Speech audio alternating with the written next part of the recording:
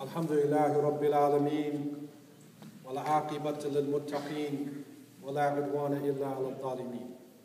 Wa ashhadu an la ilaha illallah wahdahu la sharika lah, wa ashhadu anna Muhammadan abduhu wa rasuluh, khatam al-anbiya'i wa mursaleen. Allahumma salli wa sallam ala abdika wa rasulika Muhammad wa ala alihi wa ashabihi wa man da'a bi da'watihi wa istanna bi sunnati ila yawm ad-din wa sallam tasliman kathira. Amma ba'd, فأوصيكم ونفسي بتقوى الله عز وجل والسمع والطاعة. ويقول الحق سبحانه: أعوذ بالله من الشيطان الرجيم يا أيها الذين آمنوا اتقوا الله ولتنظر نفس ما قدمت لغد واتقوا الله إن الله خبير بما تعملون ولا تكونوا كالذين نسوا الله فأنساهم أنفسهم أولئك هم الفاسقون. All praises are due to Allah, Lord of the worlds, and surely the best reward is for those who have taqwa. And surely there is no animosity except for the oppressor. And I bear witness that Allah is one and has no partners, and that Muhammad, the son of Abdullah, is his servant and his last messenger. And may Allah always and constantly send peace and blessings to Muhammad, to his family, to his companions, to all those who call to his way and establish his sunnah to the day of judgment. As to what follows, I begin by cautioning myself and you to have taqwa, al-khawf wal-raja, that we should fear Allah Azza wa Jal and yet hope in the mercy of Allah. And this makes a type of consciousness around us, a wiqaya, it is a shield to protect us not only in the masjid but outside, not only on special Islamic occasions, but in everything that we do. And taqwa is that quality to recognize and feel the presence of the Almighty. That if we are at school, we try our best. If we are on the job, we are honest and we are straightforward. If we are with our brothers and sisters or with our families, then we humble ourselves to Allah Azza wa Jal. And we remember that there is one who is closer to us with his knowledge than our jugular veins. So I begin by cautioning myself and you with this, because taqwa is the bottom line. Especially at this point in time, when the solar year is ending, people in the solar world are reflecting on the past. They think about what happened in the year gone, and they look toward the future. Muslims also, we have entered the new lunar year. And for us, it is a renewal, that we have to recognize what happened in the past, but now it is crucial for us, especially in the light of what is happening in the Muslim world, that we project toward a positive future.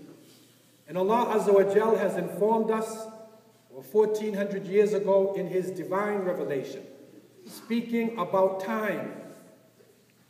And one of the beauties of the Quran is that although it was revealed so long ago, it is as though Allah is speaking to us.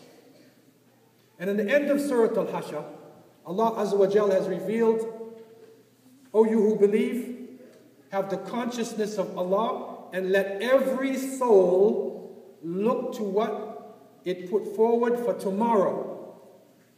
وَلْتَنْظُرْ نَفْسٌ مَا قَدَّمَتْ لِغَدٍ. Every soul, male, female, young, old, everybody, what did you put forward for tomorrow? And fear Allah. Surely Allah is well aware of all that you do. And be not as those who forgot Allah, and so He made them forget themselves. Surely they are the disobedient ones. And so in this divine revelation, Allah Azza wa Jal, beginning with taqwa, with the consciousness of Allah, keeping our duty to the Creator, tells us to project. And so for us, and for people all around the world, now is a time of reflection and projection. Keep that in mind as we go through the conference in the next few days. Reflection, projection. It is not enough only to reflect on the past. We have to understand the past in order to know who we are, to prepare ourselves to go forward for the future. And this is crucial for Muslims today, because we are reaching a breaking point. We are reaching a point all over the Muslim world where people want change. We look toward the future. We want somebody to come, something to happen, that our relationships would change. Our numbers are swelling everywhere. Our masjids are being built in far-off countries. We have some of the richest people on earth. We have the largest buildings. We have intellectuals. We have Quran and Sunnah and Hadith on a disc.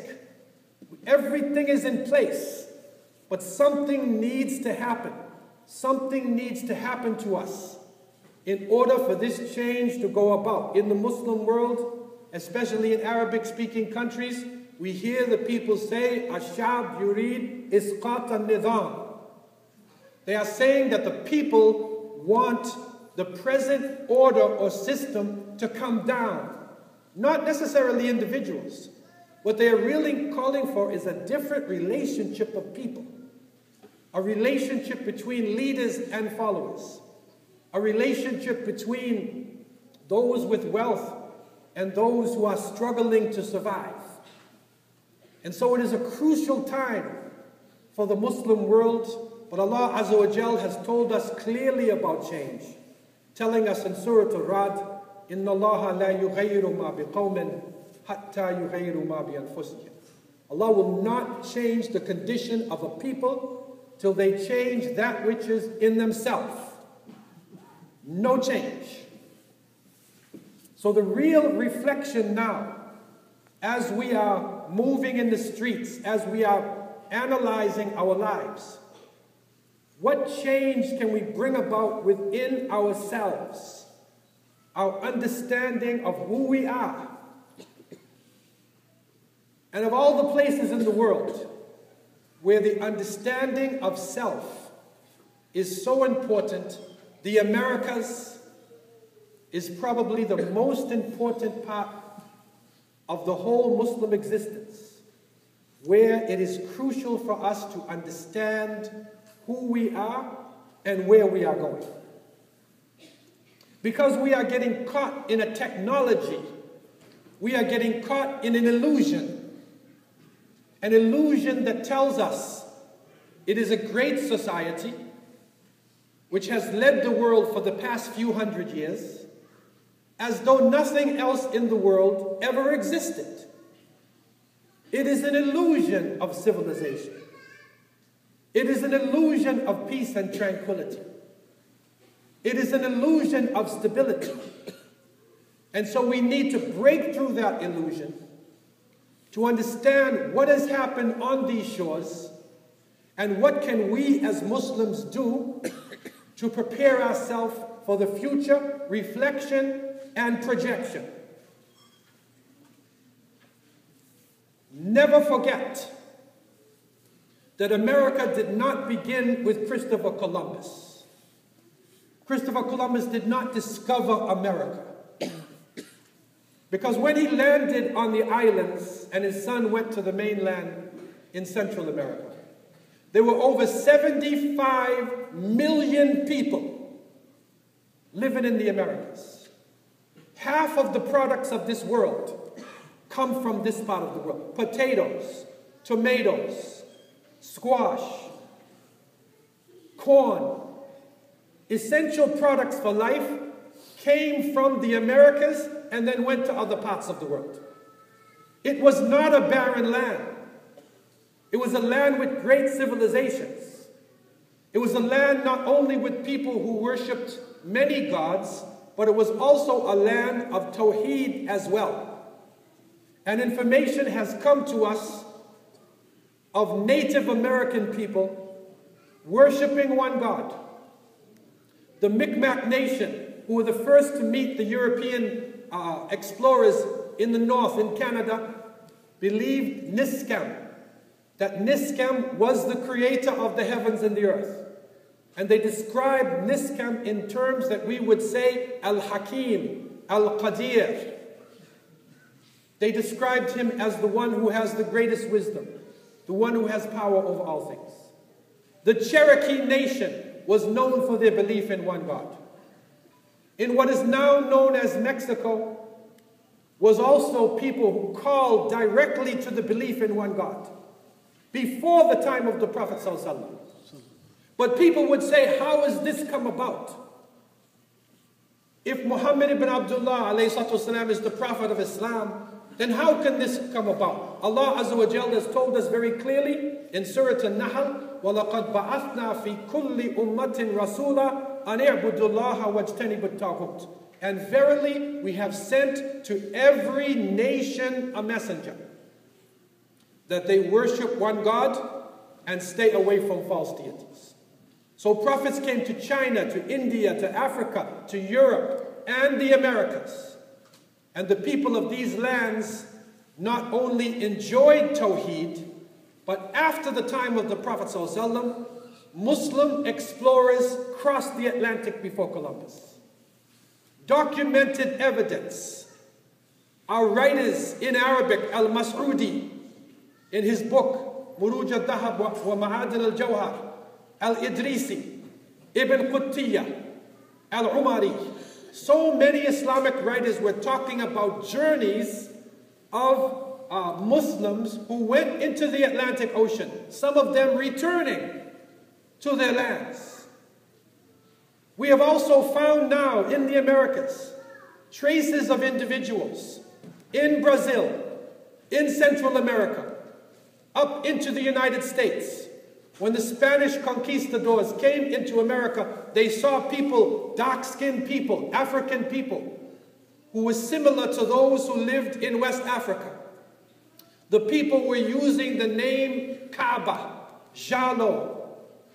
They were calling their leaders Al-Mamis. These are similar names used in West Africa. The gold of the native people in Central America, in the Caribbean Sea, was the same alloy as the gold in West Africa. Now clear documented evidence of this. And when the Spanish came and were trying to come out to this part of the world, the first individual to cross these lands with a group was a Moroccan by the name of Estevanico, who went across from Florida and reached the Pacific coast. And so Muslims walked these lands in the early time, many of them escaping the Spanish Inquisition when Muslims were expelled from Spain after living in Al-Andalus over 700 years. They were exiled from these lands, put to death, and many of them came across on the boats to the Americas that made up the early settlers in this part of the world. Not only that, but when America needed an ally, when the 13 colonies needed somebody to give them support, somebody to recognize them, it was the Sultan of Morocco, Al-Maghrib, who was the first international leader to recognize the 13 colonies, and a treaty was signed, and you will see the names of George Washington, Thomas Jefferson, written, and the response in Arabic. And they recognize this. They keep these documents in Washington, D.C. But we don't know about this because our children are being caught in outer space with mutant creatures as their heroes, instead of understanding that we walked these lands, we lived in